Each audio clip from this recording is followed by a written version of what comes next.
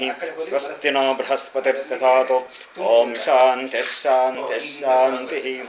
ओम लं नमस्ते गणपतये। त्वमेव प्रत्यक्षं तत्त्वमसि।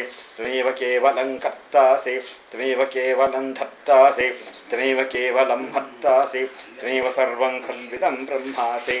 त्वं साक्षादात्मासि नित्यं ऋतं वच्मि सत्यं वच्मि अवत्मं माम् अववक्तारम् अवश्रोतारम् अवदातारम् अवधातारम् अवानुतानवशिष्यम् अवपश्चात्तात् अवपुरस्तात् अवोत्तरात्तात् अवदक्षिणात्तात् अवचोर्ध्वात्तात् अवाधरात्तात् सर्वतो मां पाहि पाहि समन्तात्।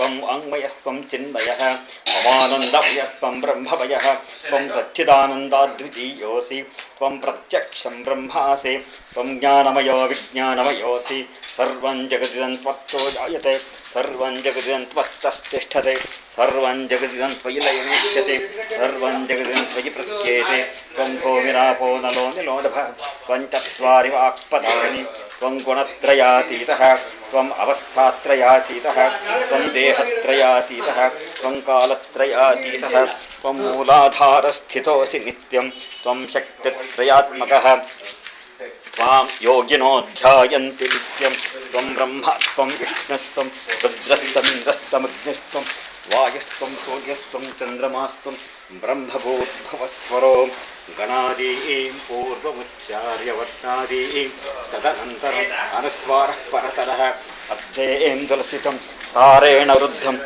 एतत्तव मनस्वरूपं प्रकारः